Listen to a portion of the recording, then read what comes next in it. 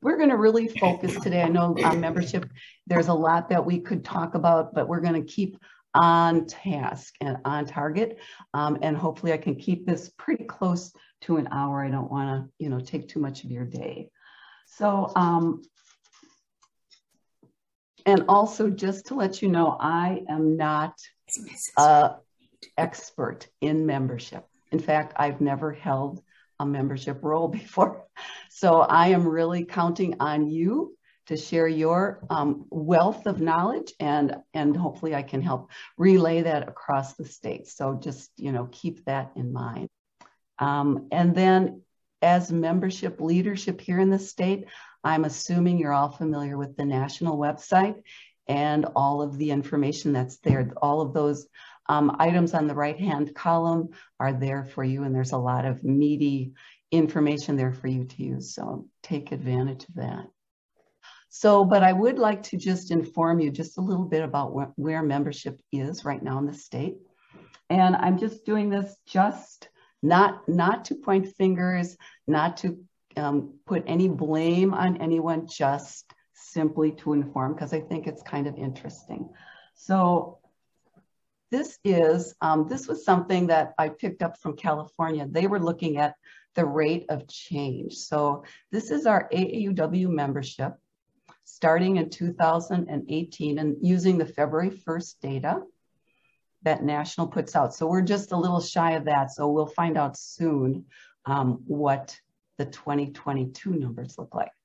But between, and I'm looking down at the rate of change, between 2018 and 2021, our membership at the state went down 13, almost 14%. Between 2020 and 2021, it went down 8.9%. But if you look at those same year, or 2019 to 2021, we've added almost 200 members. So it's kind of a mixed bag of people leaving and people coming. So we want to keep working on both fronts. We want to do retention, of course, but we also are talking about recruiting today. So just some data. Carol? Yes, could maybe. I jump in for a minute? Please. I don't know if it's my eyesight, but is there a way that I can put this on full screen, or that you can do it as you're sharing? I'm having a devil of a time seeing those little tiny numbers. Oh, I'm sorry. Yeah, I don't know if I can do anything to improve that. Does that help? That did, yeah. All right. Okay, there you go. Oh, thank you. You're welcome. So just, yeah, I'll let you digest that for a minute. And I can certainly send any of this to you, or if you want the whole shebang, I can do that too. But I have a couple other graphs that are going to be not equally difficult, but I'll enlarge them as much as I can. Okay, can we move on?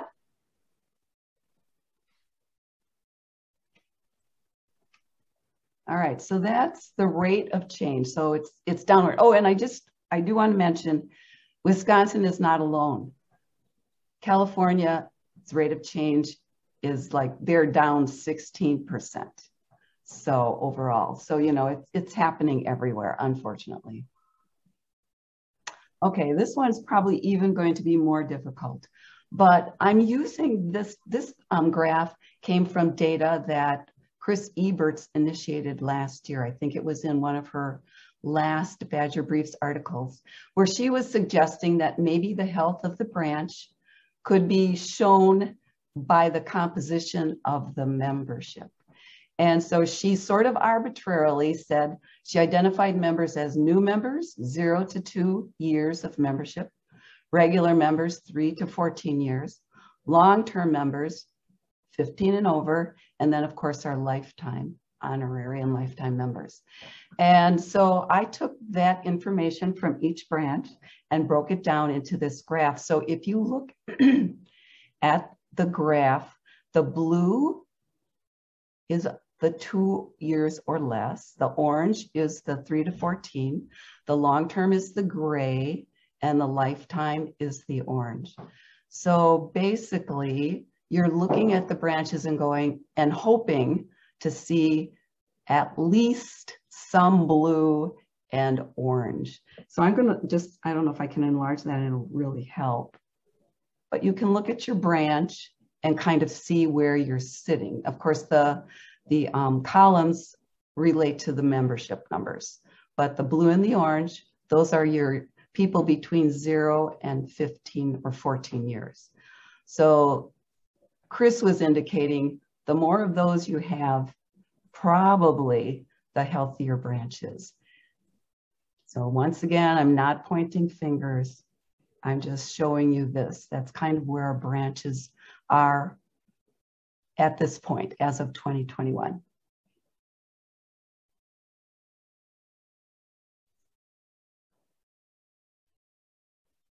Yes, we've got it all on the screen. Okay.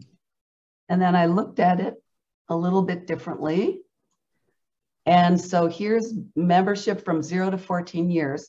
So now they're just kind of a little bit differently. But if the branch's name is in red, then they have 50 or more % of their members who are from 0 to 14 years. If your branch name is in blue, less than 50% of your members are in that younger category. So just another way to look at that, maybe just grouped a little bit differently.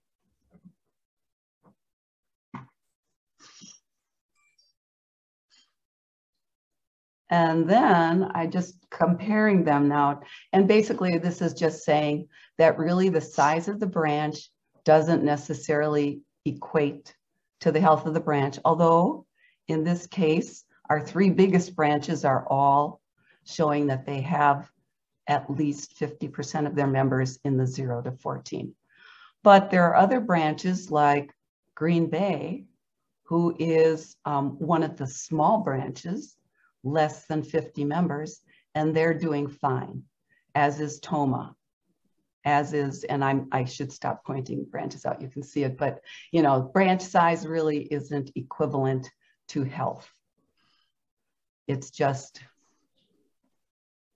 the way it is, and those branches are working hard to keep their numbers active and vibrant.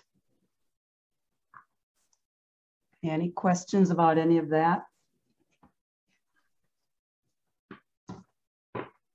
All right, so I think I'm going to turn it over to you now. Going into a breakout room. So I think I had prompted you in my initial email to come prepared to talk about a recruitment effort that has worked for your branch. And I'm also throwing in, so we'll go, you know, you'll be in a small group, probably less than 4 members in many cases. So you'll have plenty of time to talk. I'd like to give you about 15 minutes. And then in addition, if you have started to think about, changed or started to focus your recruitment to include diversity, equity, inclusion, that would be great. We'd love to hear about that. And I'm defining diversity broadly here. So diversity in age, diversity in culture, diversity in ethnicity, any of those areas. And so, you know, many of our branches will have not the same kind of diversity concerns or outlook than other branches. You know, it just depends on where you are and what your community is like. But think about that. And if you have things to share along those lines, I know National has put a big focus on diversity, equity, inclusion. So I think recruitment should and membership should be, of course, reflecting that. Sorry. Okay. I would imagine, Joan, you'll have more to say about recruitment because you've been. Oh, I don't know. We'll see. Should we? Who would like to report out? I will. Okay. Well, you know, I don't know what to say about recruitment in Appleton, but I think a lot of it has to do with the personality of the people we've got in membership and maybe in the board too, supporting that membership person. Because the first time I was branch president, we were really low in numbers. We were down to about 50.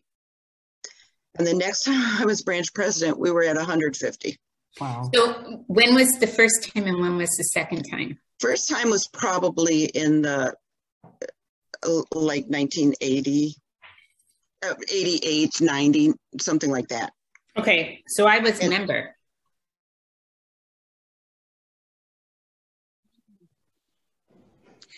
So really, most of our recruitment efforts are mostly our own members.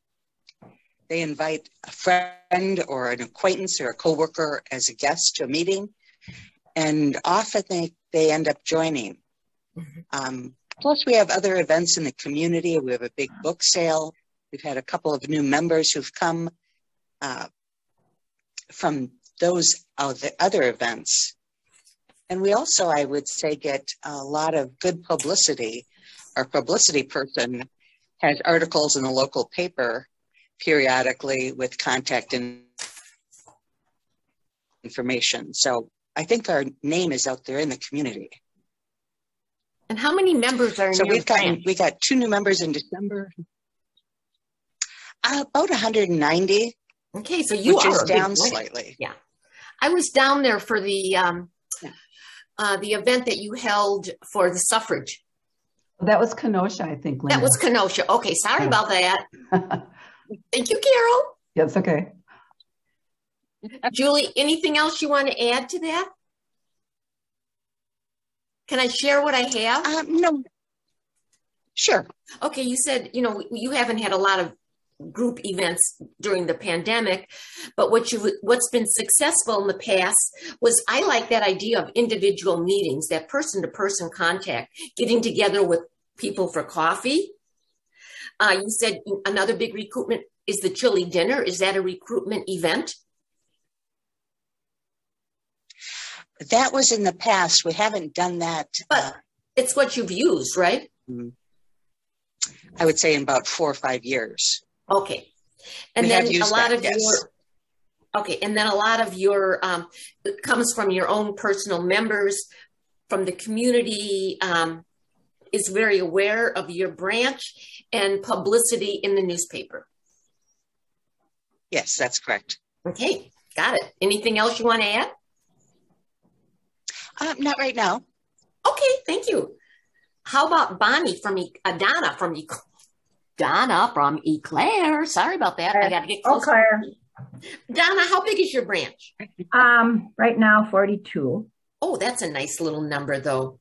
Yeah, it's deceiving, though, because there's probably at least 10 members we hardly ever have too much contact with. But that's true with all branches. Yeah, it's true. And we've had higher numbers in the past. And so we've been on a sort of a down, slope, too. I think the one thing we've done previously when we could meet in person was we had our first meeting was called our kickoff for the year. And that was when we would encourage members to come, bring a friend. We'd have information about the branch. So we'd have different leadership people speak about what their role was and the committees we had and that type of thing. So I think that was always good because we would get these people in the door. I mean, not necessarily they would join, but at least we would have that event. And tied in with that, when you were talking, the book sale, also, we had an annual book sale. We haven't had it for 2 years. That makes a difference. But the book sale also, we had recruitment information out. We had a table for that at our book sale. So people got the information about us. And when they come up with their books, we'd maybe do a little more talking about AAUW. They might ask us. Many of them knew us anyway from the book sale. I think it's over 50 years we've held it. So that was another one. I'd say our holiday dinner we had in November or December. And what we did at the holiday dinner was we honored our Nick Whistle recipients, the young women that would go to that conference in Maryland in the spring that we sponsored. And so they would give a presentation there. And again, encourage members to bring guests. And we did have it in person this year. We just got it under the wire.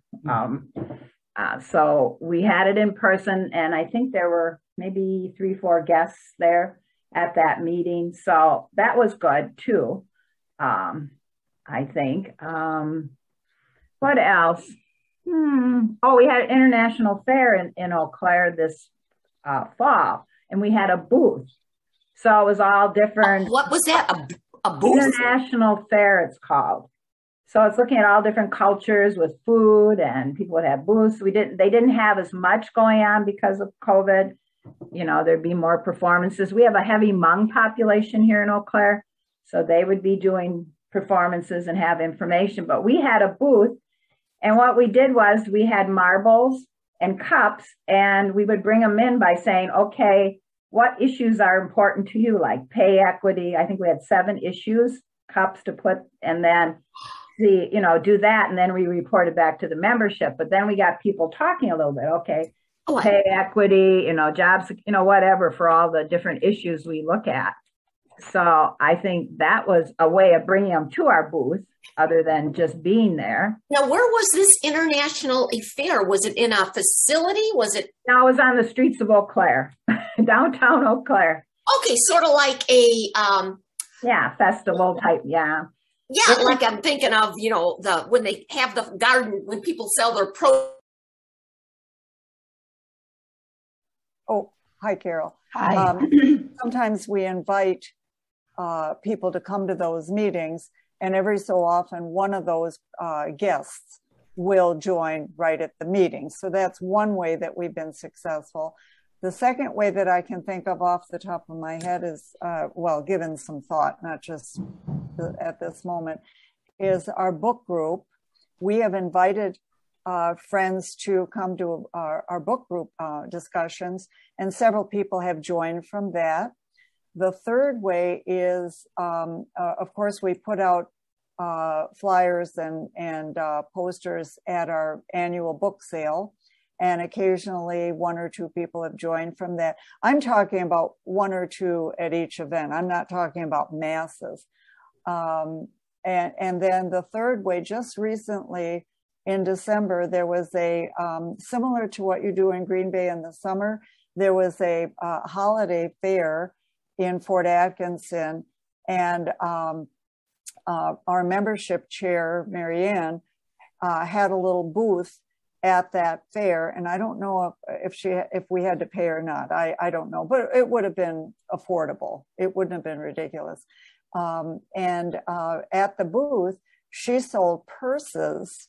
She has somebody locally who will sew like for $5, and then we try to get the fabric donated and so forth. So we have been selling purses for years to raise money for various scholarship things. But Marianne, bless her heart, she's just so wonderful.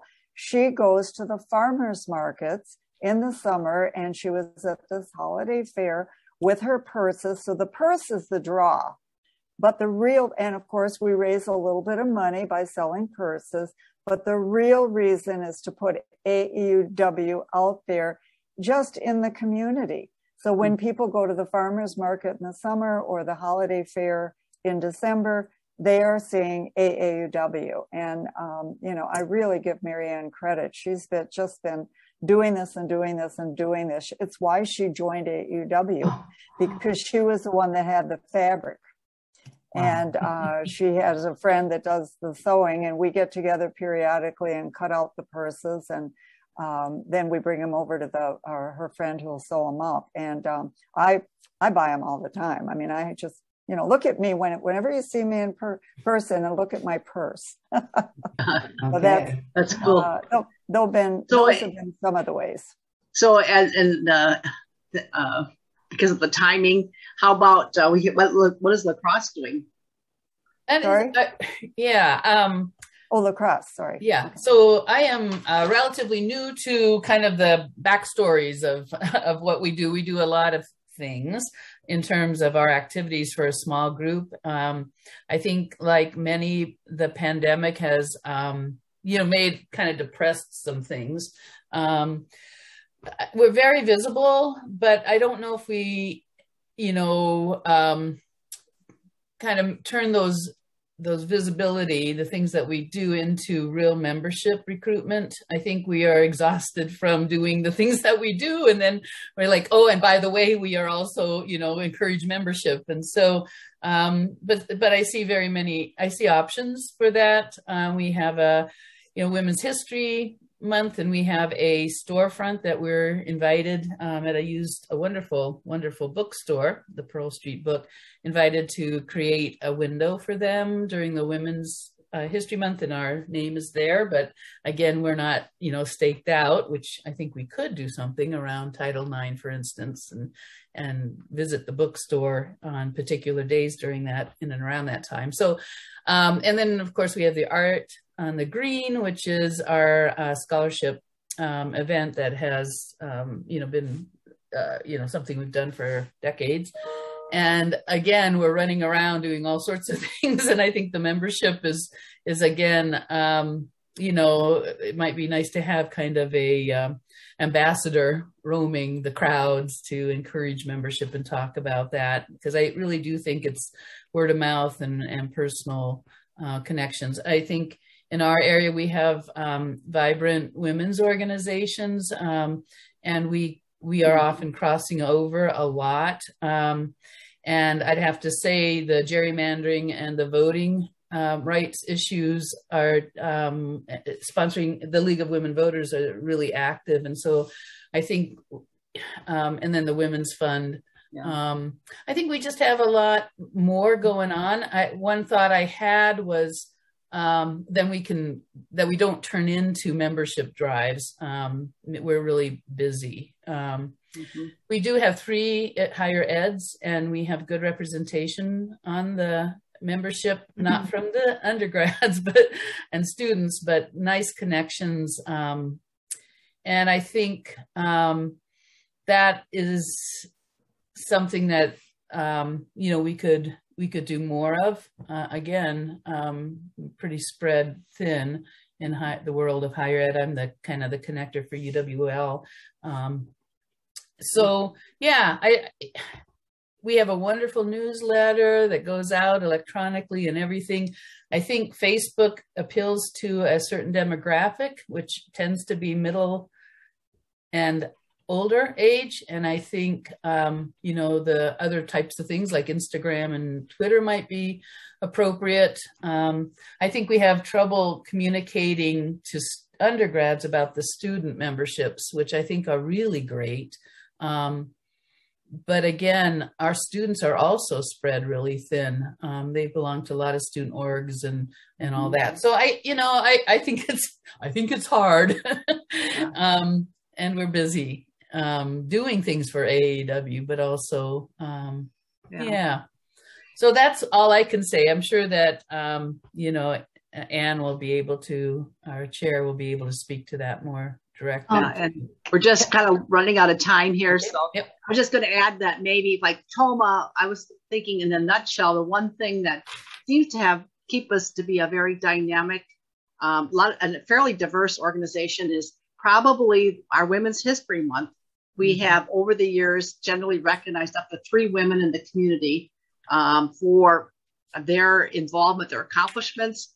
And what's really been interesting, that's drawn for us new members, either not from those candidates and also from their community that comes to this event.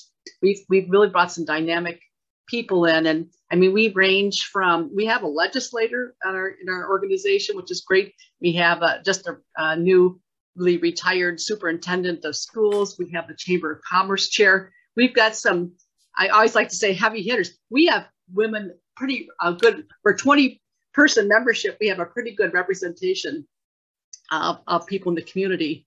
And I think that is going to continue to serve us. So that's probably the number one thing that has helped us. Mm-hmm. It's so, just reaching out and bringing them in. Deb, has everyone had a chance to talk? Did Mary? Yes. Okay, cool. I'm going to close the rooms now. We'll come back and share some of what we've learned.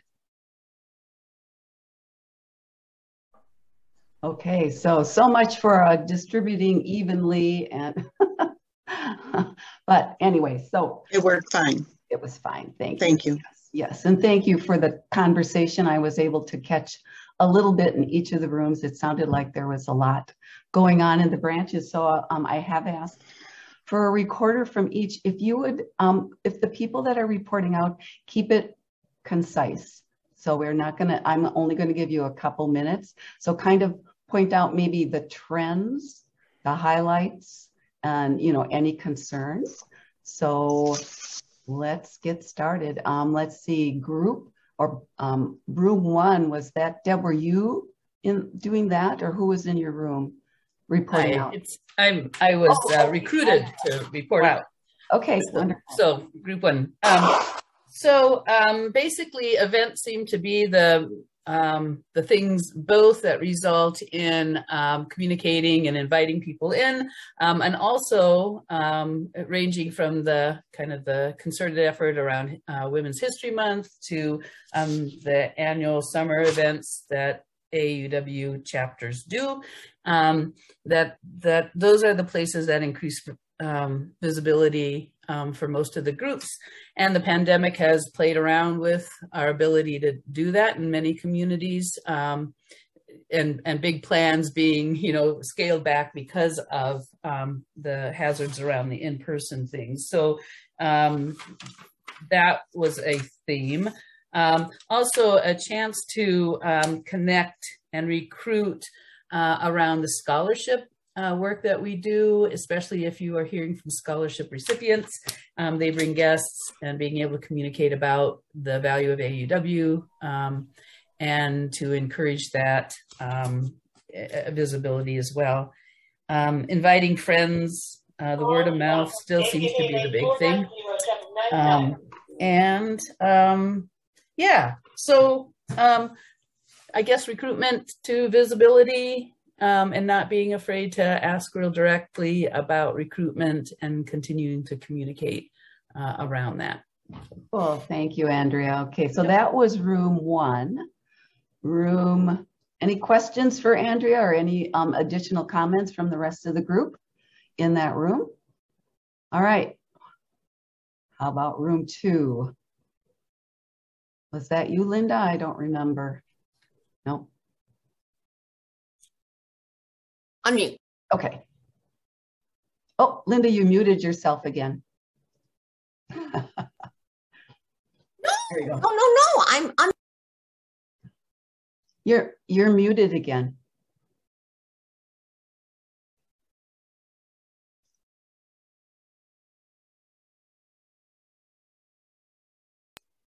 You're muted there. Leave it there. Okay, because up here it's okay. Okay, thank you. You're welcome. Happy fingers. My little finger gets a little excited when it has to make choices. I'm reporting for Julie from Racine and Donna from Eau Claire, and then myself from AUW Milwaukee here. Julie has about 190 members in Racine, so that's a big branch. Donna has about 42, and AUW Milwaukee has about 176. So again, the same. All three of us do one thing in common. Our recruitment comes from our members a lot of times. People bring people to events. People bring people or recommend us. So that seems to be a common thread. A few things that are a little, that I want to share that I think sound a little, that I only heard once with each group. Individual meetings, getting together with somebody for coffee, that makes a personal connection. Now that I think is something that would be a helpful thing to do, and connection with somebody who might be interested. We forget sometimes about publicity in the newspaper. I don't know how strong your publicity person is, but that is another way to recruit new members. Two of the branches, we don't do a book sale, but Racine and Eau Claire do a book sale. And that gets them out into the community, and the community gets to recognize their name that way. Donna in Eau Claire, they did an outdoor event where they had a table set up, like a fair, a festival outside, where they had their information about the branch available for people. Any of these things are very, very effective. But what I have found for AAUW for us is the follow-up. So I personally use Shape the Future as my, I want to say my hook, because that's a very powerful tool for branches to get new members in. So, I mean, Shape the Future is what I sell. You know what else? I've gotten a lot of hits on on the website. I have picked up 3 members this summer because of our website. And the one lady is working like an eager little beaver up. They like the website. These are not young women. They are catching it on the website. They send me an email through our Gmail website, and I follow up immediately. So with any of these, you can recruit people, you can bring them in, but I think the strongest thing is to Shape the Future, as well as to have a system in place as a follow-up, whether it is getting together for coffee, whether it is somebody calling someone up to say, hey, come. We have a mentor person that supports new members. Okay. So still, our biggest one is friends, friend to friend, which takes us to DEI. I would have to say both the report out from Julie, they have a DEI group.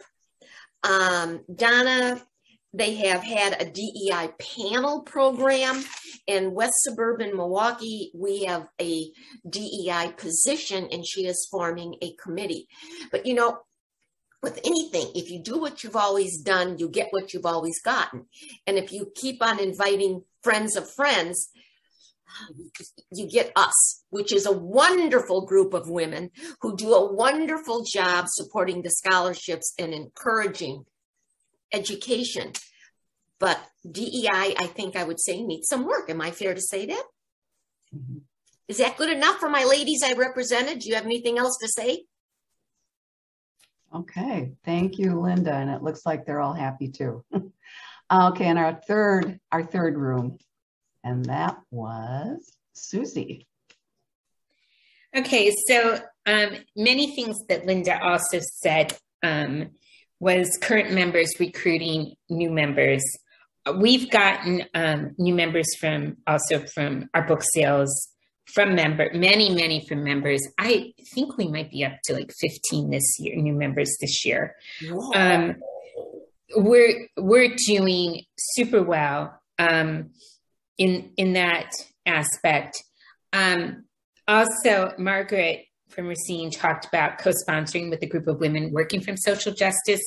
And I wanted to share, we are not doing the best at having members mentor this year, but every time we get a new member as assistant to the vice president, I email that new member, and I also am forwarding, even though they're probably getting it, I'm forwarding our newsletter to them and then emailing them for each event that we're having, just so that they get that personal touch. I should make phone calls, but I've been emailing. And then we've also done, instead of individual coffees, we've had 2 coffees for new members this year. And we also had, in the summer, we had an outdoor, just get to know you. We only had one or two come. But,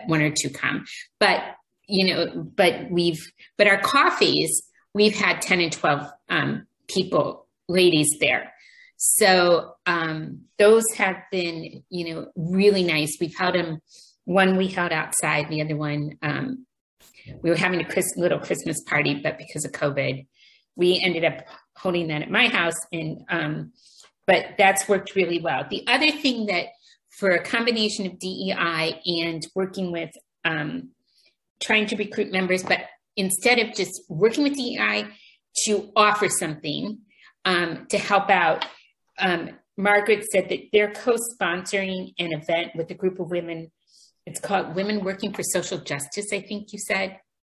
The group is called Racine Women for Racial Justice. Okay. And we haven't, the event hasn't occurred yet, but we're in the planning stage of the event. And that's also the person who said, I've got 10 or 12 Black friends that would fit your qualifications. How many do you want?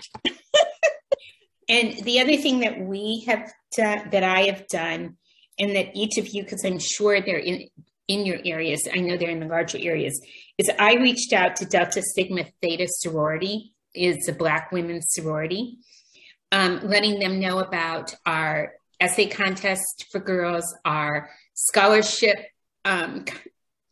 contest for women returned in college, and for our Tech Savvy program. So instead of saying, hey, come join us, we've reached out. We've also are supposed to, somebody else is supposed to be following up and inviting them to our book read, which was How the Word is Passed. It's about slavery. And so we wanted to get their perspective. And we met with the DEI, Director of DEI for the City of Appleton to learn more about what we could do. You can't just invite and say, hey, we've got a great organization. But if you do something, as Margaret's talking about, offering them something, joining forces. We don't have any, I thought we had one Black woman. I don't know if she's still a member, Joan. Nope. Okay. We had one. And I know in Eau Claire, when I was a member, Donna, 7 years ago, we had one. There was one woman, she was a professor. So the other thing is what I'd like to do, and it just hasn't gotten anywhere yet, is invite our speakers, give them honorary memberships for a year. I think that as we have a group of totally diverse, all our speakers this year have been diverse. I think if we could just do that, I mean, it doesn't really cost us that much, I don't think. I think we need to set aside money in our budget to do that. So that's what we do. And Donna's, and yeah, I mean, Margaret's group has done a great job. Friends and coffees and. Great. Okay. Okay, looks like Deb, you want to add something or? Well, I just, what stimulated me to think about that, we had a District 4 meeting the other day, I don't know when it was, but we're sharing the Nick Whistle application process. And I thought what was really like ding dong, the light bulb went on when someone mentioned on that call how it would be really important for us to put the statement that supports our diversity. I mean, we're talking about now with so many gender identity things, is that who are we inviting and who are we restricting on the application form? So to actually just even include our statement of our diversity thing on something as simple as an application form for Nick Whistle would be very important. Very good idea. To encourage people. I thought it was good. Yeah. You know, can I just say really briefly, in my talking to people around the state, I find people are cautious about networking. They think they're not supposed to work with other groups. And I think there's so many groups that we can very easily work with. You need to know the group and you need to know their positions, because that's what you're doing. You're supporting the positions of AAUW. But it's so beneficial to network with people because they may decide to join you, or it just may increase your presence and how much you can do. So that's another thing for people to keep remembering, networking. Cool. Margaret, thank you. Susie, I wanted to ask you, where did you go to get 10 or 12 women to come to that one of your coffees? That seems like a really good number. We sent them the first time we had it in August when we had a lot of new members join, and we included some from the year before, because they couldn't meet in it was still 2021, but we did it outside, and we actually emailed invitations. We put it in the newsletter and we emailed invitations to them. And then I personally, as our membership VP sent me the applications that we received, I also personally emailed each person and invited them to come. A couple of the women, we had just done a Fox River cruise, and three of the women, were friends. 2 were sisters, and they were friends of a current member. 3 of them were friends of current members. So they all came. And then the second one, again, I made up a paper invitation, and I emailed an invitation, or I mailed an invitation to each of them. Now we might have had more, but several people are already wintering in Florida and Arizona. So I snail mailed invitations, and then I followed up with email. I'm not real good about phone calls, but I followed up on email invitations, and we had it in our newsletter. I also had our Facebook social media our publicity person who does the newsletter is so overwhelmed. So we have a new member that's going to help her, but in putting everything on Facebook, like I sent her 3 months worth of membership Facebook news, which hasn't actually been able to get out, I think, because of just busy times. But I sent. So the coffees were a combination of members and friends they brought along with them. No, it was new members and a couple of, like, the Christmas one was the president, the vice president, membership vice president, me, and then a past membership president, vice president, and then over 6 members, all new members. Okay. So we've just been reaching out, and then couple meetings we've had, I've also emailed each of them telling them about the meeting and asking if they need a ride. Nobody's needed a ride. We're also having a trivia contest in 2 weeks or a week. And I've asked that members invite new members to be on their teams. Okay, you know what? Let's keep more questions to the end, because I know we're closing in on an hour, and I promised to try and keep it to an hour. So if you don't mind, thank you so much, all of the reporters and everyone in the discussions, but I'm going to move us forward. Okay, now I've already lost one person, but we've gained a new member. Welcome, Lucy. And so I'm going to go forward, but I understand if you need to leave, perfectly understandable, and thank you so much for coming. So let me get back to sharing my screen. And I understand I was sharing the wrong one, so that didn't help, unfortunately. All right, let's see. Okay, so I just wanted to share a couple quick additional ideas that came to me that I was listening and hearing California suggesting. And I noticed in the chat, people were talking about Facebook and social media. So on the bottom, just information. It turns out that Facebook now has been really adopted by people our age, that we're really appreciating it, keeping in touch with family. So Facebook works for our generation, but for the younger generation, it's Instagram. And I could share a personal story. I had that experience just yesterday, but I'm not going to take the time to tell you what happened. So Instagram is, and I know some of the branches are using it, might be something to think about. Going back to the top, most branches are light on opportunities for working women. And I think that we probably could all nod our head in agreement, something to think about. Leverage AAUW's uniqueness. We're both national, state, and branch. Many organizations don't have that kind of a organization and those kind of affiliations. So something that certainly adds strength and value to membership. We mentioned this, in fact, Joan was just referencing this in her comments. Find out your members' connections to other organizations and reach out to those members, and they can help possibly build connections, programming, recruiting efforts along those lines. So valuable information. Some branches are using this now. They're using students to help them set up marketing efforts, graphic design, and even using students that are in public policy to help them with their public policy efforts.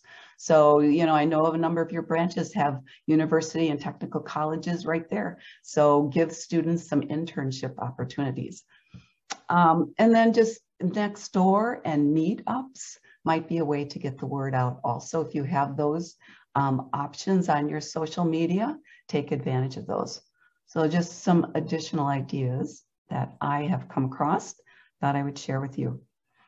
All right, so if we have time for my bodacious idea, and I have no time invested in this, it's just a concept, and I'm going to be asking for your feedback.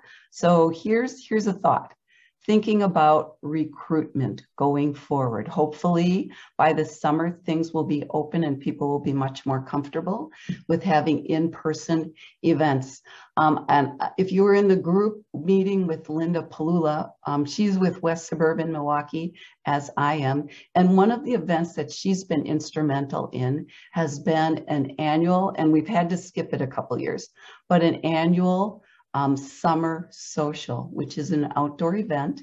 All of our members are encouraged to invite a friend or two to come to this gathering. They bring food and beverage. We have our, fun talking, but then we also spend a considerable amount of time promoting AAUW with formal presentations. We talk about national, state, and branch. And we have walked out of those summer socials, sometimes with double-digit membership. So it's been a very, very successful recruiting effort for us. I think that possibly that might be something of interest for other branches, but you may not have the numbers or the membership energy to put something like that together.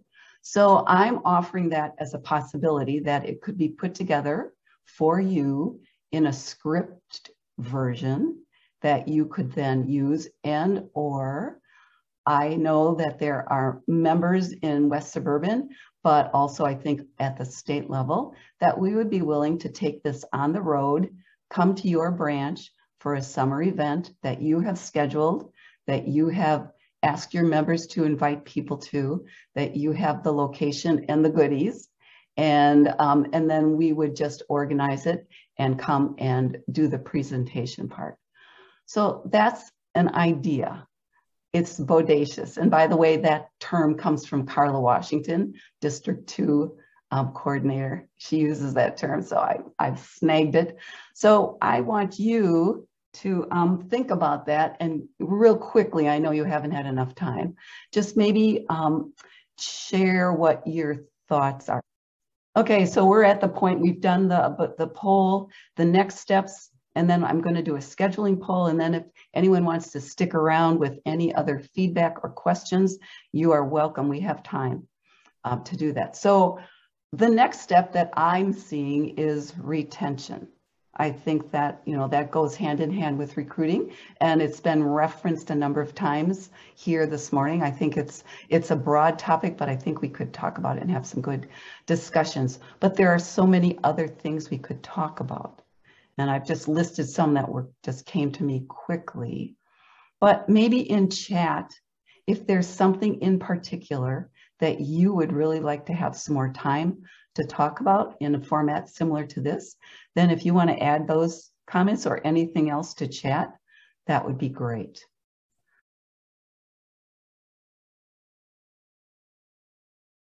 Round two, if there's anything else for the good of the group. I have one question. Margaret. Regarding your summer socials, besides people who are already members, where did you get other people to learn about this, or how did you do that and to come to it? That was the one-to-one, and maybe Linda has more. Well, also you can advertise. Yeah. You can put it on Facebook. You can put it on Facebook. Now I know we should be doing Instagram. I don't know. I know nothing about that. But, you put it on Facebook. I think we might have even put a little blurb in a local newspaper. Not that that is really that effective. It's on the webpage. But mostly it's person to person, which we've already mentioned. That gives us. Oh, I know what else I do. This is important. When people come as a guest, I keep track, I ask people to sign in, people who sign in because they've been there. I invite that group. Anybody that has attended an event, because I keep track of that. I have a little sign-in sheet. So I also invite people the new people and anybody who joined that year. So that's important too, because they may have joined and not heard the blurb. So, and then you ask them to bring a friend. But I forgot about including people who have attended meetings or events. Thank you. Yeah. One thing I put in the chat. I got a new member it was funny. I was with another group having book group outside Panera because of COVID. And I had actually invited all these women to join. But these women stopped by. They were going and wanted to know about our book group. And then I told them about AAUW's book group because the other one was falling apart. I told them about AAUW's book group. And actually got a new member invited her and got her to join. Now she's gone for the winter. But I think book groups might be, in thinking about this, book groups might be some of the best ways to get women to join because so many women love to read. Now it's hard. Back in the day when I was a member with Joan, we had child development groups. We had a babysitting co-op. And, if we start talking about some of those for the younger women, that they obviously need to be formed, but I know that's been part of the problem that younger women, say they don't have time, so that could be part of it. We are talking about doing another social, we do one every summer, but doing something where we have like flower arranging. And everybody comes and arranges, you may have to pay a small fee for the flowers, but everybody comes and does flower arranging and, and then bring friends who would be interested in flower arranging. The other thing, I think it was last night, my sister invited me to one, things that would be simple. And you can do it on Facebook, on Zoom. It's like how do you pronounce it? Have a demonstration, a learning thing like on how to make bread or a charcuterie board. I don't know how to pronounce it. Something like that, because people's friends would be interested in it. So attracting them through the back door, really. Yeah, good. Some interesting ideas. Maggie, did you want to share? I have a brief comment and then I have a question. I need some advice. The comment. Oh, okay. Go ahead. The comment is that I forgot in our session to mention that when we added an email, a branch email to our website, that was useful because not that we gained a lot of members that way, but if somebody wants to join, they can send an email. And we had that happen last year. Somebody knew about AAUW and came to move to Fort Atkinson and wanted to find if there was an AAUW. And then she had a way of contacting us because we had a branch email. So if a branch doesn't have an email set up, it's very easy. And AAUW Fort Atkinson WI at gmail.com, whatever. It's easy to set up. But my question is, I like the idea of an intern getting a student from a local college or technical school. How do you go about that? I have no idea.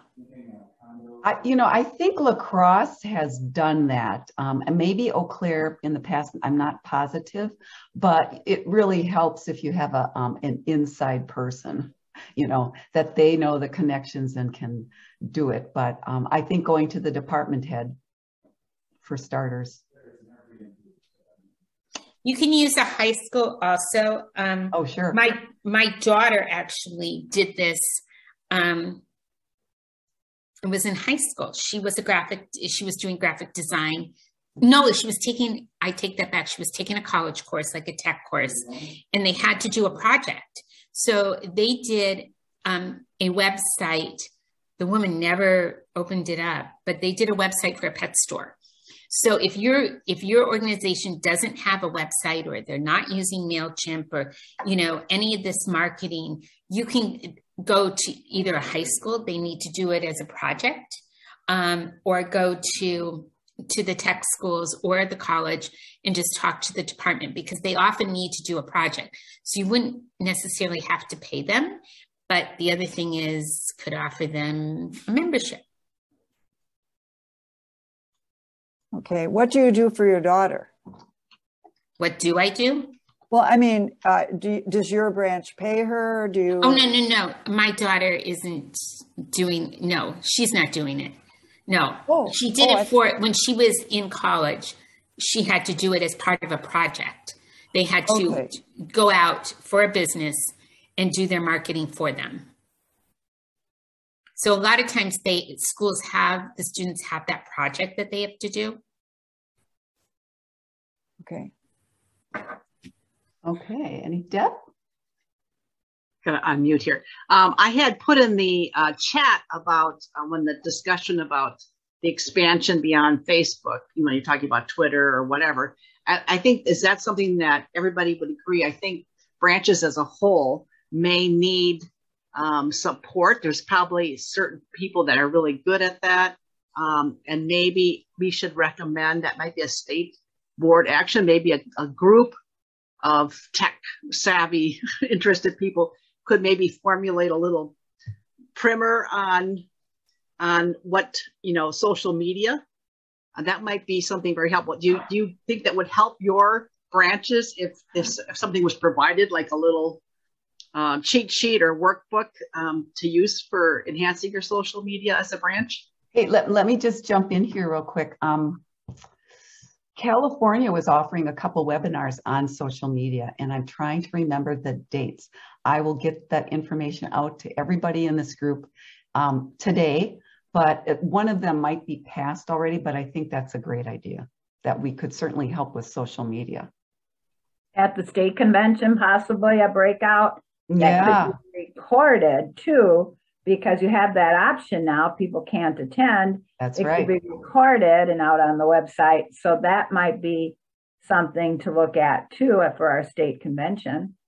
Yeah. Okay. Yeah, I think we need to share, make it easy to share best practices for everybody. Yeah, definitely. Thanks. Thank you. Anything Good else? ideas. Good. Well, good. That's good to hear. Thank you all again for coming. I'm going to end the meeting. Lucy, we didn't get to hear from you, but hopefully you've heard us, and I will be sharing information from the meeting as I get it all condensed. All right, everybody. Have a good one. Bye-bye.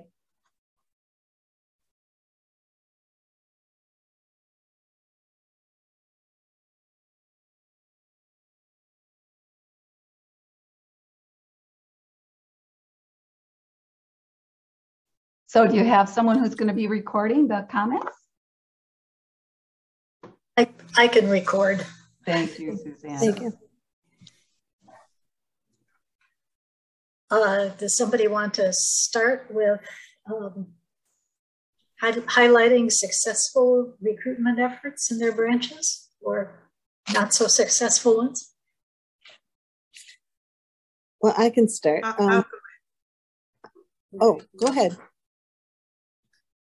I was going to say that we've had the most success from our website.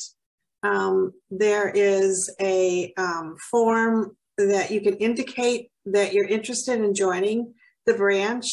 And that is over the last year or two, I would say, is where we have gotten most of our members. And I believe that is obviously from the pandemic because we have not had in-person meetings.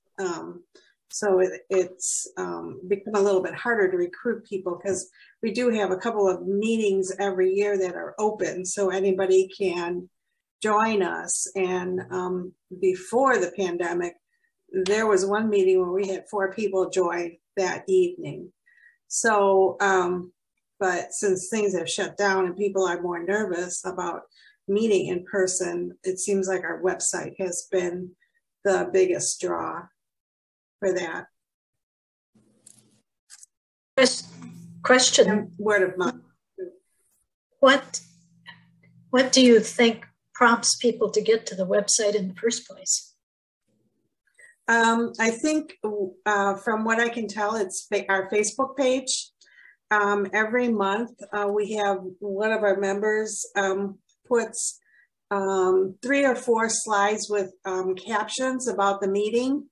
She puts pictures, I should say, with captions about the meeting. And there's a link that will take you from Facebook to the website.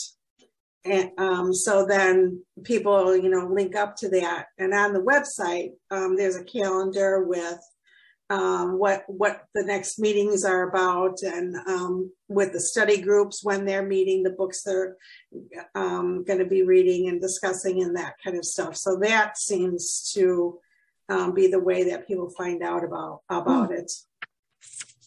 So, but again, we've lost, let's see, we were up to 98 members, we're down to 91.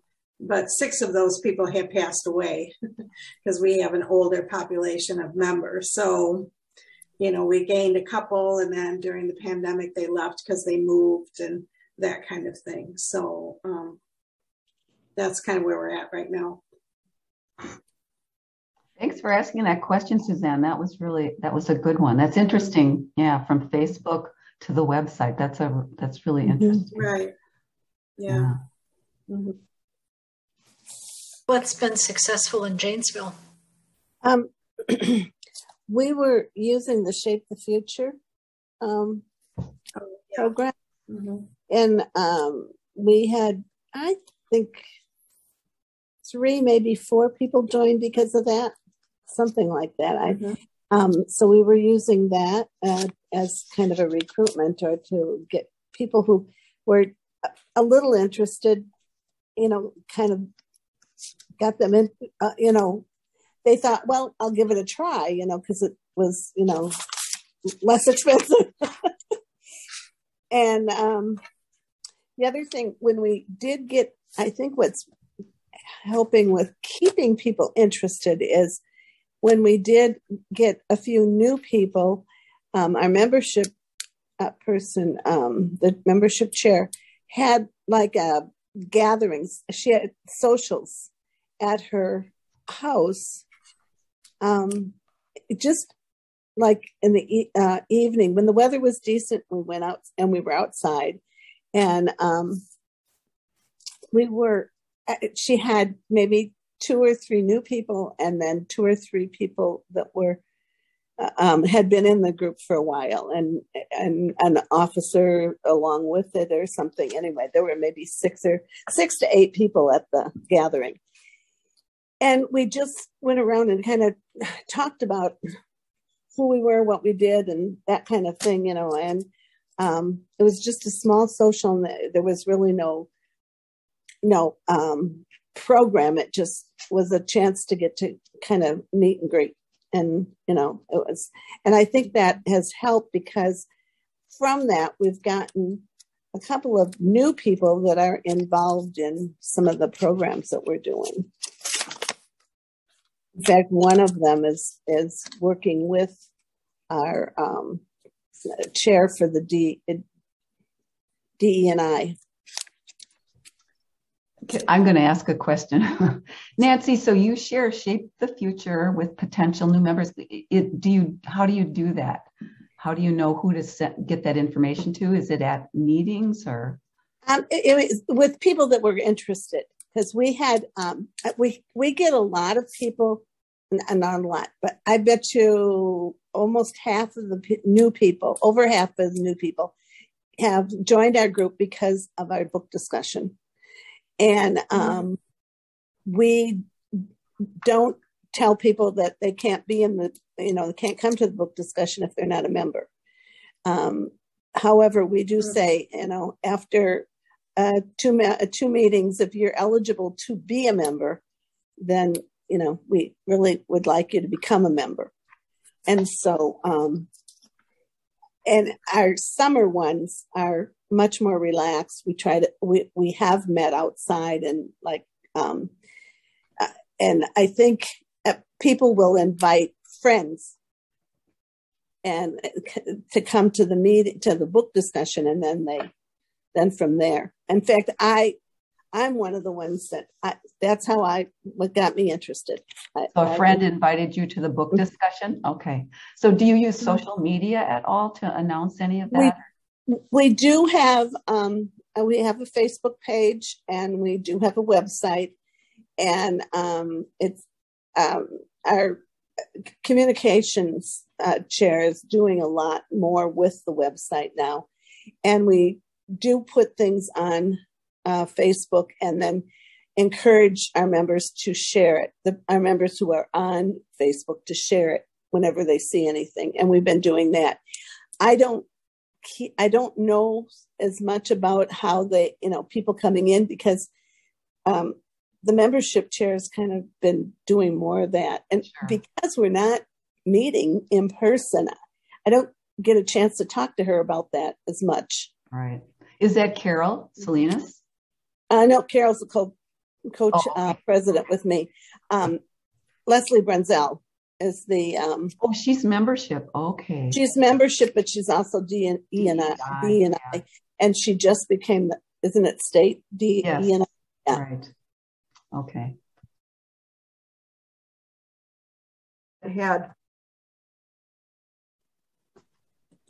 We ask all of our members if they were hesitant about coming, obviously in light of the Omicron, we would either refund their breakfast ticket, which is $25, or they could make a choice to donate that to our shares program. Fortunately, we got $400 for our shares program as a result of that. But I think what the takeaway from a leadership and in talking to other leaders within the branch, people like choices. We didn't want to make the choice for them. We got the safety protocols, but if that's not enough, then you need to be safe. But if it is enough, that's okay too. Mm-hmm. So I think that the fact that we offered choices made it a lot more of a successful event, and that everybody felt good about whatever choices they made. That's a great point.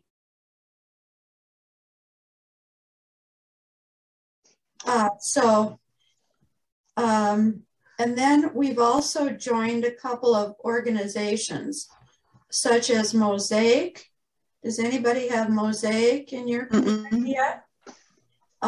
It's a group that's trying to help our community become more diverse.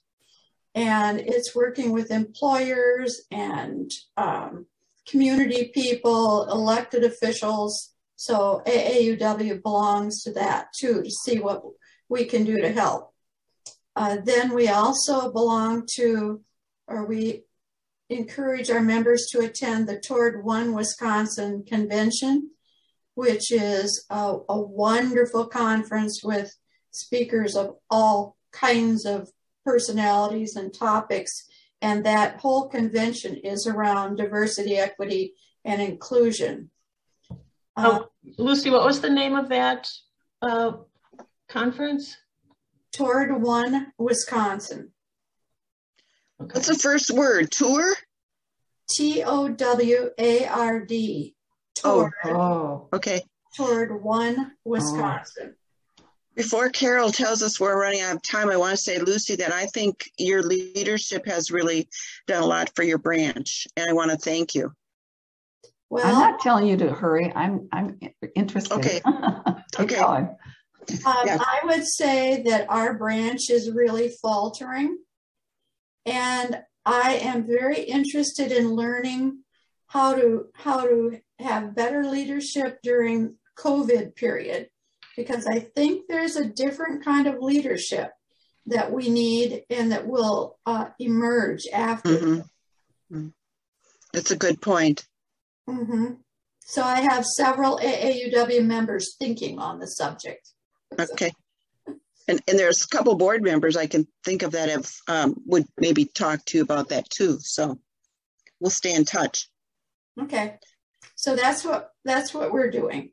Oh, and then we scholarshiped one of the young women from the Juneteenth celebration. I was so impressed with her that we scholarshiped her to Nick Whistle, and she's a young African-American woman, and she came back and she is now running for the school board, which is a very contentious position in our community. Yeah, so, it is in ours too. So we're working to help her get elected. Cool. That's neat. Mm-hmm. Bobby, we don't want to skip over our reporter. Yeah, Lucy, the last thing you were talking about, so this was a young woman who had received one of your scholarships? Correct. And then you just kept in touch with her? Yes. Okay, and do you do that with all your scholarship recipients? They sort of fade away. All right. Well, you know, I was popping in and out, and there was some really great information that was being shared. So I'm really excited to hear. I'm going to ask people to report out for the good of the group, but I'm going to ask you to be very concise about this. So if you see trends or anything that you think might be of particular interest, I think the people in the breakout rooms are doing a great job of doing that, so it shouldn't be a problem. But just if you can keep it down to just a couple of minutes each, that would be really wonderful. And, you know, in our effort to stay within an hour and 15. So how about I'm sorry, someone asking a question? No. Okay, how about breakout room 1? Would you like to report? Which room was breakout room 1? I noticed my number. That was the one. Carla was in that room. I forget who was taking notes. Okay, that would be me. Okay, Bobby. I didn't look at my number. Okay. Yep. Let's see. We had some good ideas. Joan was talking about how important it is to be aware of, be conscious of what members want, because she said the reason Appleton has such a strong membership is their book sale, which is sort of counterintuitive because in a lot of our branches, the book sales have kind of died away.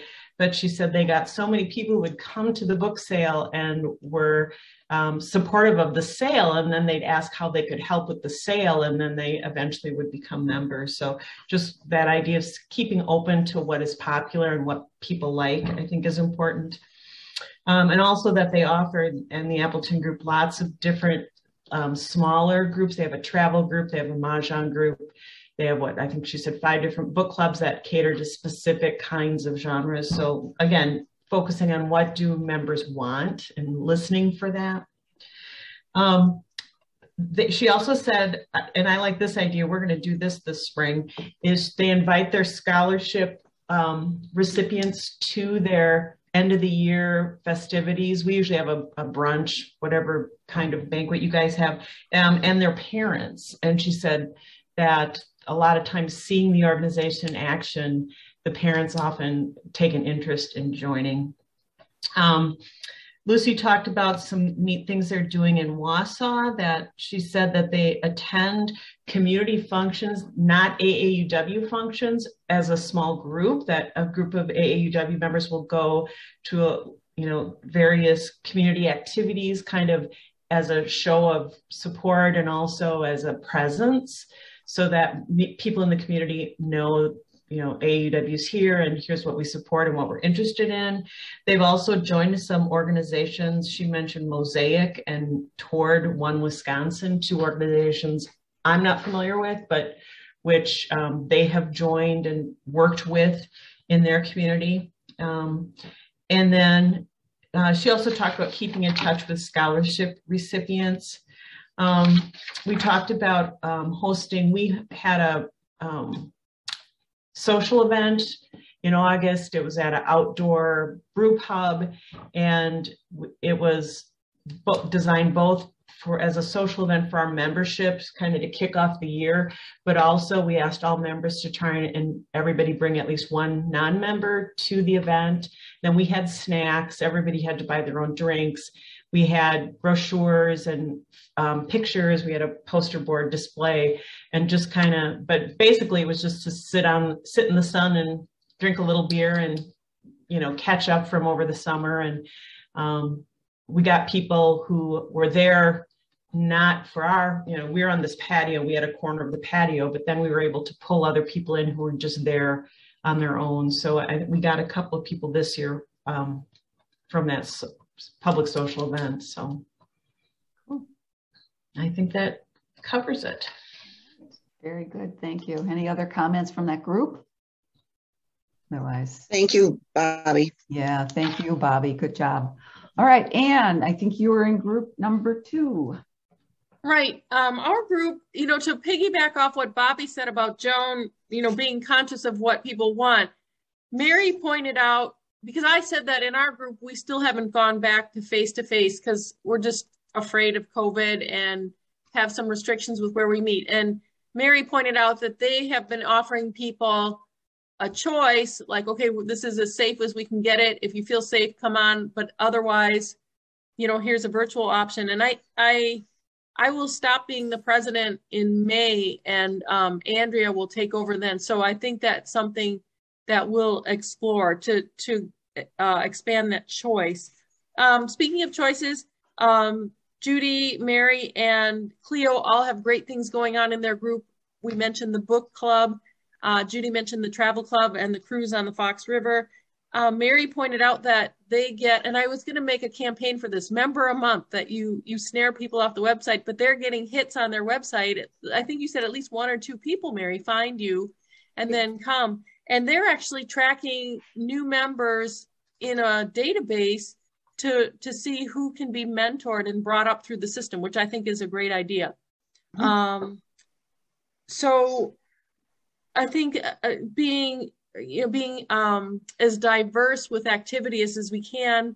In La Crosse, we had our art fair. That's something that always attracts a lot of people, and we give out brochures and pins and everything there. So just trying to cast a big net. I talked about, since I teach at the technical college, trying to get students, inviting students to things.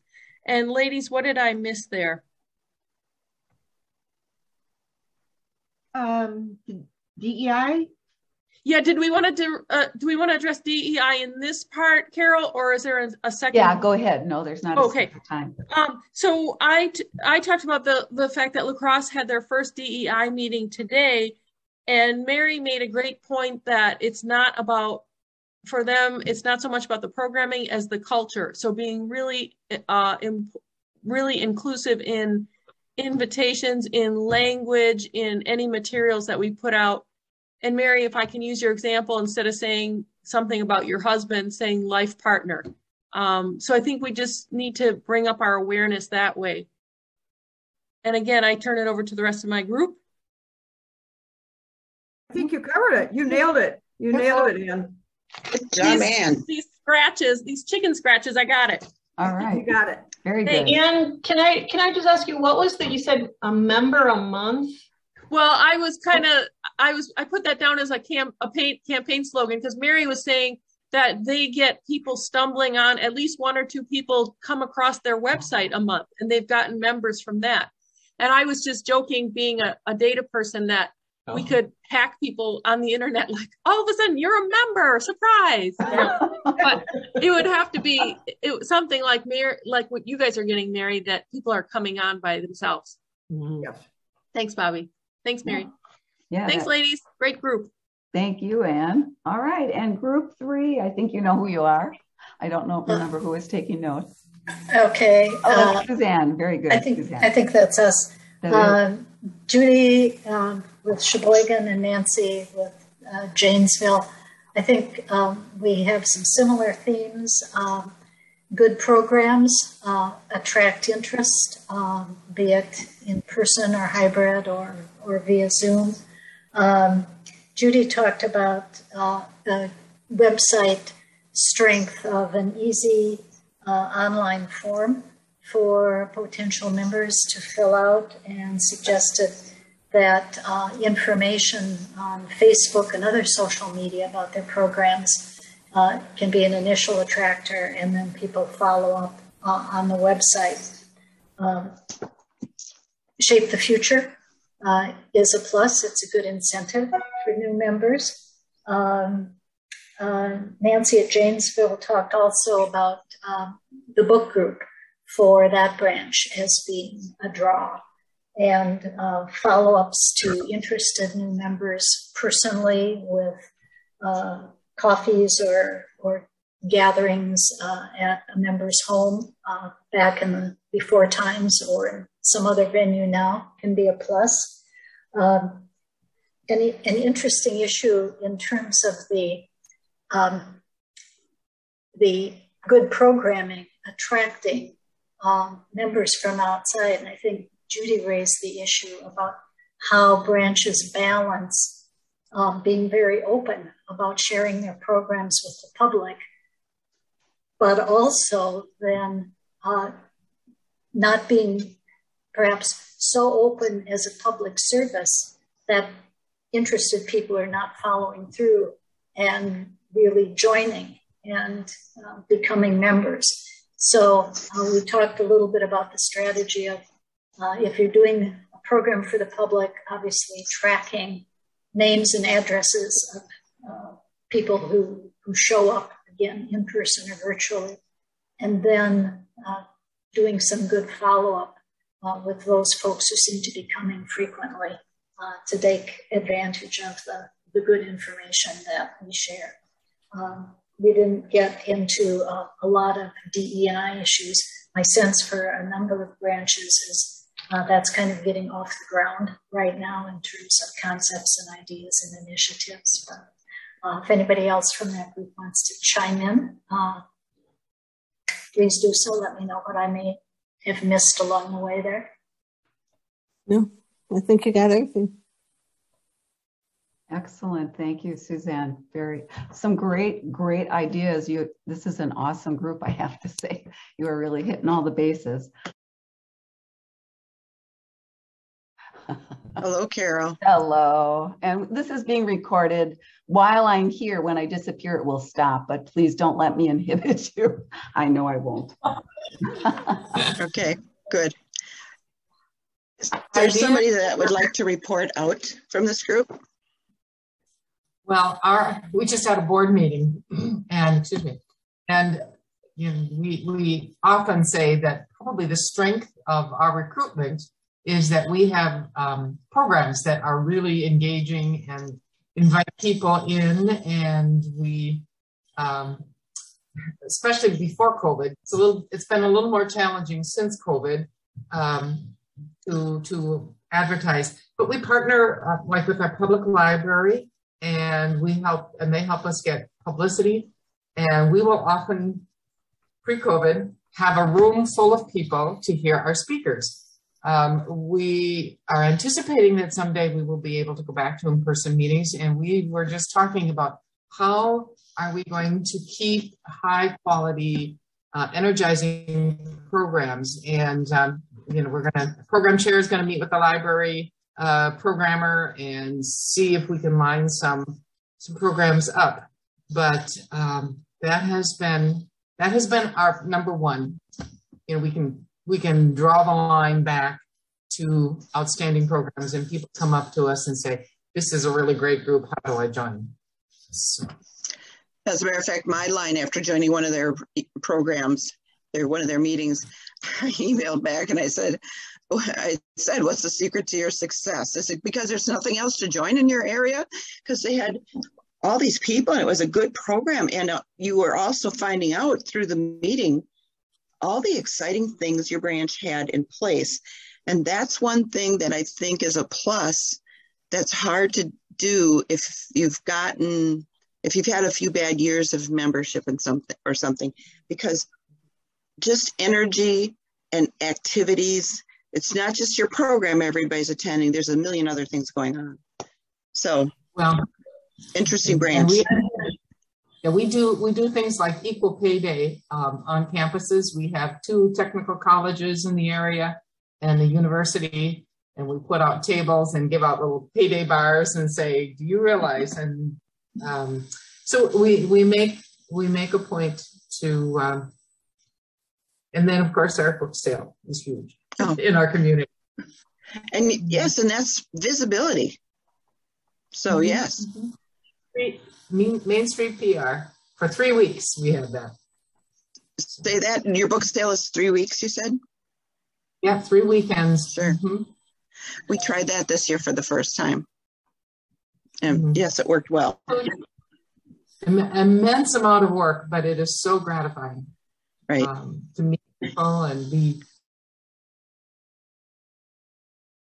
Like we have so we have some members that have different gender and, you know, lifestyle identifications. I guess that's about all we've really, you know, I mean, we're trying all the time to get new members, but I guess we've done just well enough to make that healthy branch list. Mm-hmm. So. Okay. Well, thank you for sharing, Carol. It's interesting. Were you talking about, did you have a recruitment event where that individual of color came and wasn't feeling as if they would join? Was that a recruitment event or? Well, it was in our membership chair's home. And she has come to some of our meetings as a guest with Leslie Brunzell. And she lives across the street, but she just doesn't feel she's ready to join because she doesn't want to be the only person of color. And I don't even, you know, from our perspective, some of us, well, she's not. Her skin's a little darker. Who cares? But she must feel it. So.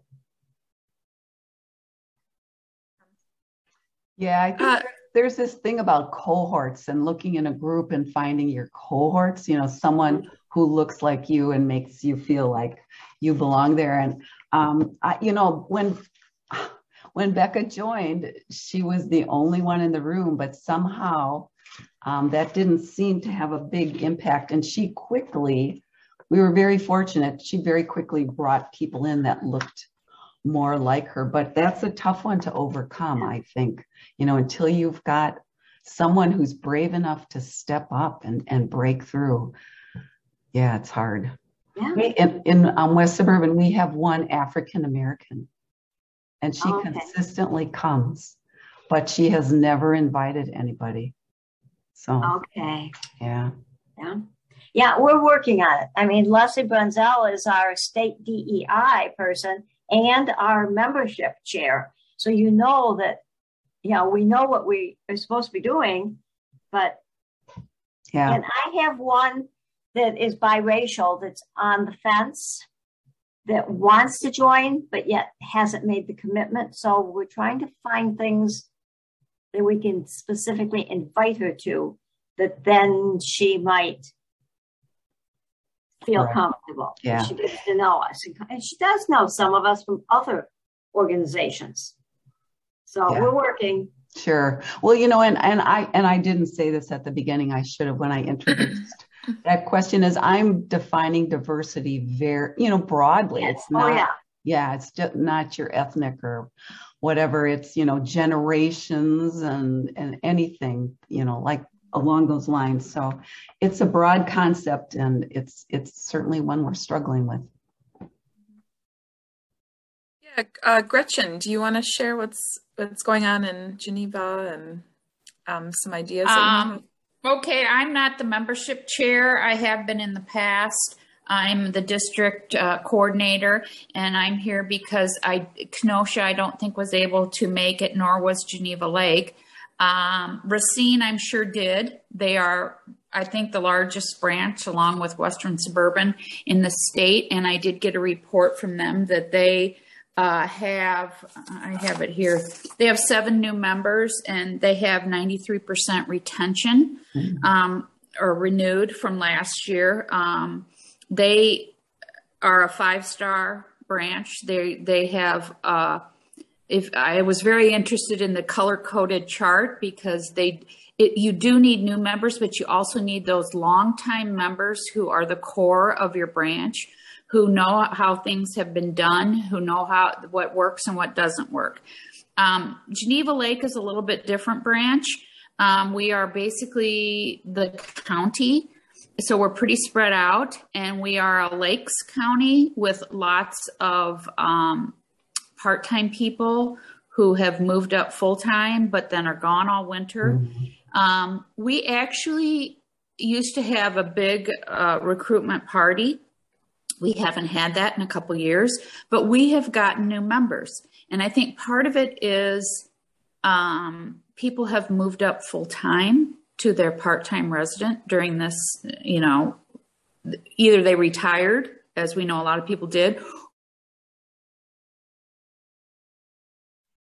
Oh, okay. Sorry. That's interesting. It does that. Have helped us finish our national founder scholarship. They've paid for 7 women to go to Nick Whistle. They've paid bills when they needed to. And we still make them because I still have access to the scrap fabric from furniture manufacturers. So there's one right there. You see it? Let's see. Beautiful. So there's one right there. I have a business now here in my house, and I've sold 7 purses in the last month. And I hand everybody one of these. Whoops. Hand everybody one of these. So is that recruiting? It helps a lot of people to know about us. We have had a few people turn up at meetings. We haven't seen them again. We've tried to contact them, but they've come because they wanted to see what it was all about. I think the biggest thing for recruiting is work. I think the days, and this is just my opinion, I think the days of everybody coming and there's somebody standing up there speaking and they sit and they do that and they have a snack or they eat a lunch or something like that and they go home and they want to be a board member or they want to be on this committee or that committee. It's dated. Does that sound bad? It's kind of dated because what you're finding in Rotary clubs and Lions clubs and anything else where there's groups of people trying to do something, most of them have converted to working. So the meeting isn't just a lunch and sit, here's our speaker. They go to the meeting and they regroup and they go out and pick up garbage or they go out. Do you see what I mean? Meetings aren't just because most people want to make an effect with their time, and everybody's time is shorter than it was, even though all of us are retired. We're all taking care of grandchildren, which didn't used to be the case. We're all working part-time, which didn't used to be the case. So the retirement, the groups that most of the ladies when I got in were in their 70s and 80s, and there's still only 9 of us under 65 out of the 45. So I think the biggest thing to help recruitment going forward is making it mostly action, mostly, I'm going to go to the meeting tonight because we're making purses to help the women in Afghanistan. And I love doing that. Or because we're going to the elementary school and we're going to be individually helping the children that have reading problems. Or I want to go. So even if it's Saturday morning, we go out to the farmers market and we not recruit new members, but do something for the community. We're physically doing something in the community. They see us. So I think slowly a lot of this has to change. And I think that the groups, when I've been to the state meeting, the groups that have gained the most new members is because they're out there doing something. So when you hear the story of how, I think it's Oshkosh, went from 63 to 145, it's because they were at the fair in Oshkosh. And there were lots of those women at the fair, and they were handing out whatever it was they were handing out way back when they had that huge increase in membership. It's because they were physically present in the public doing something for the public. And so I think maybe the days of being sort of at the library with an author, speaking, snacks and coffee at the back of the room, 3 or 4 meetings a year, yeah. But the rest of the time, physically present. And it's hard because we're all white-haired to be out there doing something physical. But I think in association with scholarships, helping girls, recruiting new members, but also helping people who want to become members. And I also think the thing that'll free it all up is when we can accept anybody. Because, and I voted for it now 4 times, to accept women without degrees. And I think there are so many, I've got the lady who's the trust officer at my bank does not have a degree. but she's been to every banking school. She's passed all of her investment. Well, thanks. I think the discussions, the parts I popped in on sounded really fertile. Some good stuff being shared. So hopefully you've all got someone who's willing to report out. Let's try and keep each of the report outs to 2, maybe 3 minutes. And so give us the highlights, condense if there's some observations. Maybe there were a number of things that came up multiple times. So why don't we start with, let's see, I don't have the, okay, one of the report out people. Beck, I know you were, why don't we start with you? Yeah. So yeah, we had lots to discuss. I don't know if we were able to talk much about successes. I feel like a lot of us are kind of struggling right now during the pandemic, or trying to figure out what works best during this uncertain time. But some things that did work well for some of our branches, recruiting friends that they have in the community. So members recruiting their personal connections. It's not necessarily someone who has no connection to the branch. It's someone who has heard through the grapevine about X, Y, and Z and what programming they're doing. They're more likely to join. We kind of, all of us together, were reflecting on how there's fewer recruitment events during the pandemic. But what was working was special interest groups. I think it was Fort Atkinson mentioned a poster campaign around town promoting scholarships, I think it was. So I'd be curious to hear more about that and how that looks. I didn't get a chance to say this, but at West Suburban Milwaukee, we used Shape the Future pricing to promote new membership. And kind of timing it so new members are joining at an appropriate time of year to get the best value for their membership. So maybe we can talk more about that. It seems as though Zoom might be an attractive option throughout winter moving forward. I don't know if that's helping with recruitment or membership, but just getting more interest virtually. People enjoy the Zoom aspect. And then if they're traveling during the winter months, to be able to pop on to a meeting seems more likely. In terms of DEI, that's an area we didn't have a ton of success at this point. West Suburban Milwaukee, I'm the new DEI chair. So we're kind of up and coming in that area, or making it more of a formal process for us. I do know our membership vice president at West Suburban talks about this through the recruitment process, and we do our best on a monthly basis to bring in speakers that are focused on diversity, equity, inclusion, and but I think that's an area of growth for all of us. So I don't know if I missed anything. I feel like those were sort of the highlights for our group, and I'll turn it over to the next group. Thank you. Did anyone from Becca's group have anything to add?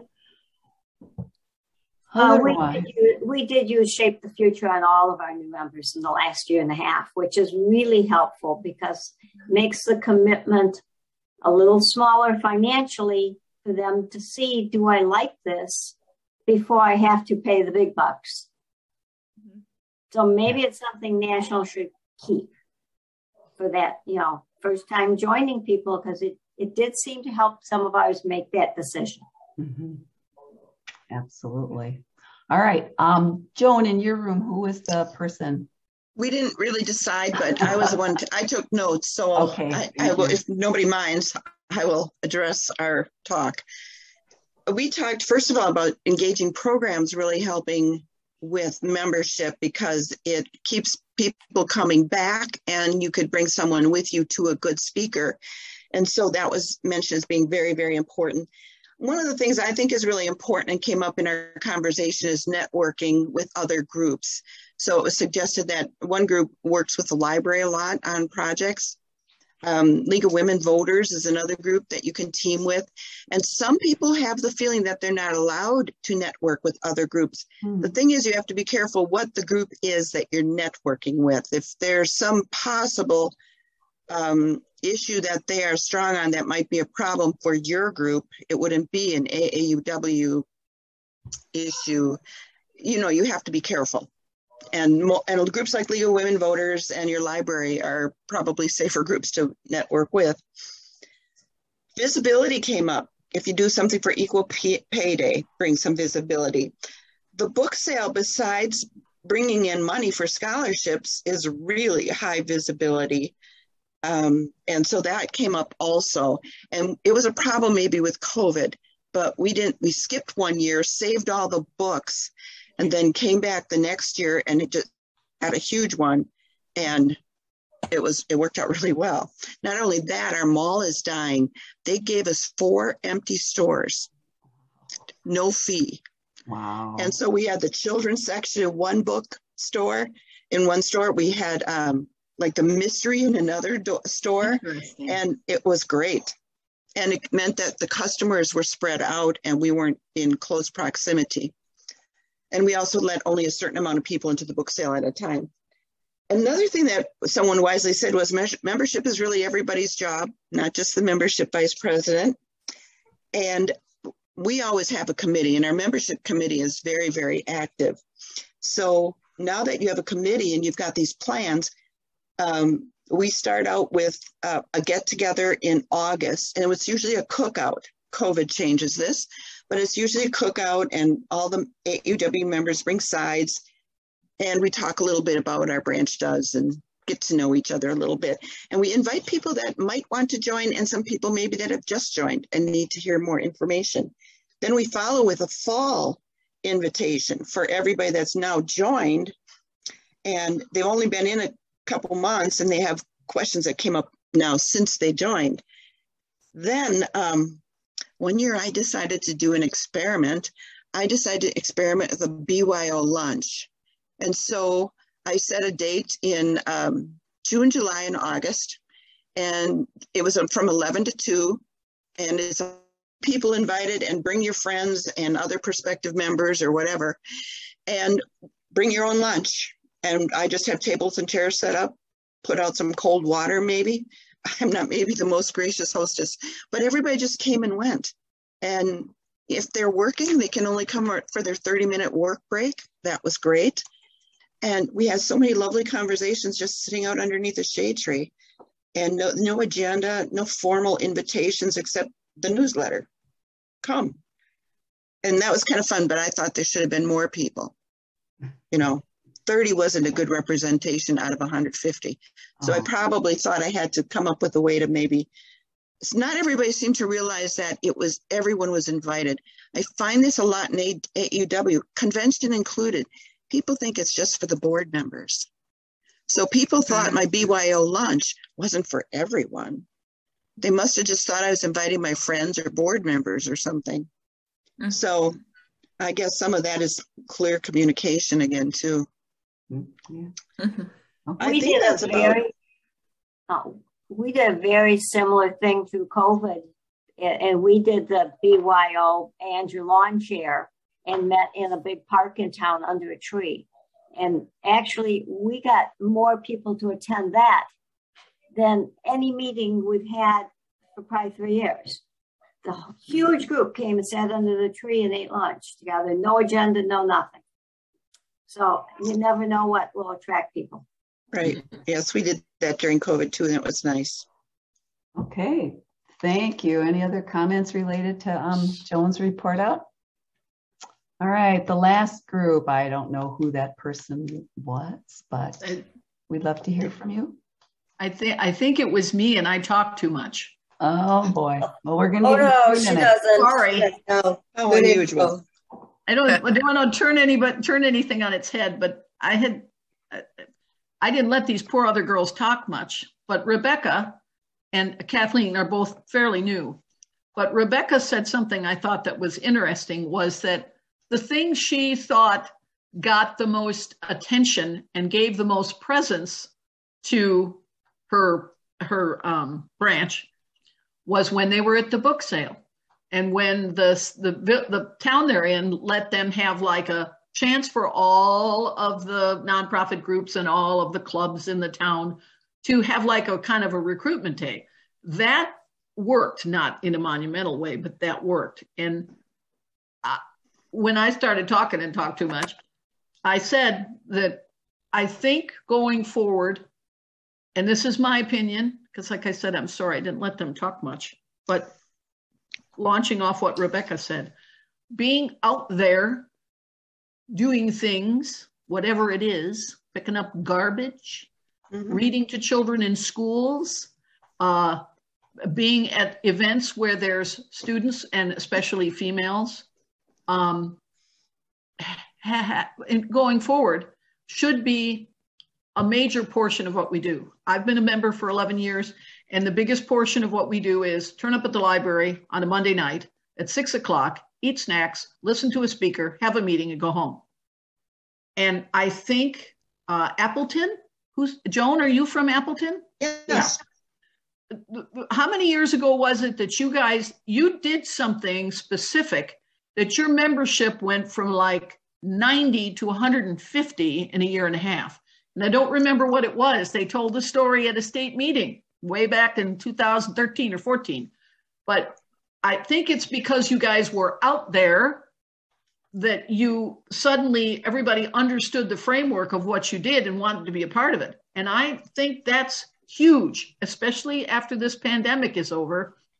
People are going to want to make use of their time doing something with somebody that's making a difference, not necessarily listening to a speaker and eating crackers and cheese, but actually being out there physically doing something. And so that's kind of my take. And you were talking about the posters. This is the thing that the new membership assistant and I have come up with. The front is all about what we do. The back is all about how you can join. These are at libraries, chambers of commerce, churches, all over town. So far, we've put out about 200 of the 500 we printed. And then in the bigger places like City Hall and all that, wherever we can put up the big poster, we used our own scholarship people. These are all daughters of members, because then we don't have to ask for permission to use their picture. But very dynamic, what they did with their scholarship, what they're doing now, how it changed their lives, and they're big. These are big posters. Cool. You know what, Marianne, thank you that you've got. I'm using too much time, but anyway, that's what was mentioned earlier. So I think that's once again being out there. Yeah, that's the mainframe of Definitely. membership. Getting membership. And anyone from Marianne's group that wanted to add something, maybe they didn't have a chance. Sorry. So. Well, I'm from the Northwoods, and we have done kind of the same thing, but we're not out there as much. When you say you do kind of the same thing, well, we have the book sale, okay. And we try to get to groups with our little booth to explain our purpose. And I learned a great deal from Marian, a great deal. Okay. That I'm going to report to the Northwood board and members. And I really, really appreciate the information that I got.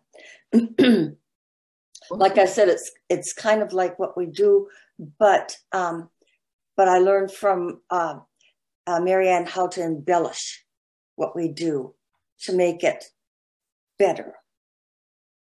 Thank you. Cool. All right. Anything else? Okay, some great ideas, and you've touched on many different